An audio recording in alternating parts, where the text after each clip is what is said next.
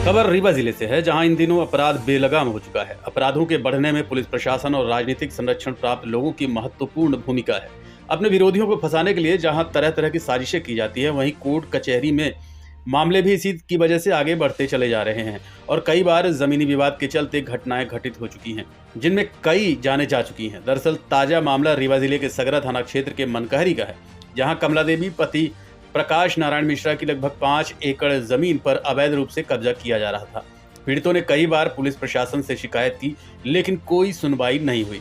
नतीजा ये हुआ कि विरोधी हरिजन आदिवासियों को उकसाकर लगभग 3 एकड़ की जमीन पर झुग्गी झोपड़ी बनवा दिए हैं। अब आप समझ सकते हैं कि किसी की पुश्तैनी जमीन पर अगर इस तरह से जबरदस्ती कब्जा करवाया जाए तो विवाद कैसे नहीं होगा।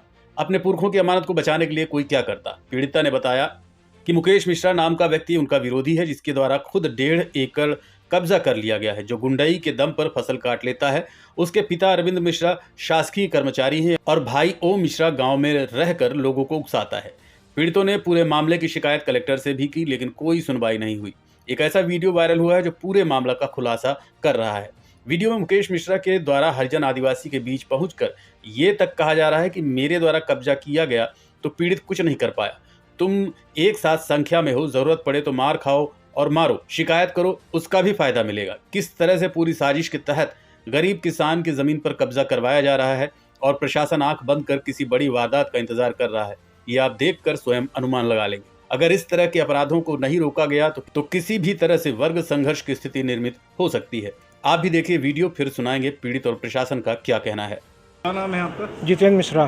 क्या शिकायत लेकर आज यहाँ कलेक्ट्रेट कार्यालय पे? शिकायत लेके आया हूँ कि मेरी पट्टे की अराजी में और अवैधानिक रूप से मुकेश मिश्रा, अरविंद मिश्रा ये मिलके जब पट्टे की अराजी को आबादी घोषित करा के पट्टा दिला रहे हैं, जो कि कृषि की ज़मीन है। हमारा उसमें गेहूँ बोया हुआ है, मसूर बोई हुई है और आज से हम 70-80 साल से उसमें निरंतर खेती कर रहे हैं और उसको एक मतलब गलत अवैधानिक रूप से पटवारी के माध्यम से और बोल रहे हैं कि हम आबादी घोषित करा के, और जहां तुम्हारा जो कि पहले से आप उनका पट्टा बना हुआ है, प्रधानमंत्री आवास योजना के तहत घर बने हुए हैं, उसके बावजूद भी ये मतलब घास फूसा की मड़ैया बना के हमारी फसल नष्ट कर रहे हैं और उसी फसल में आग जला के उसको पूरी तरह से भ्रष्ट कर रहे हैं।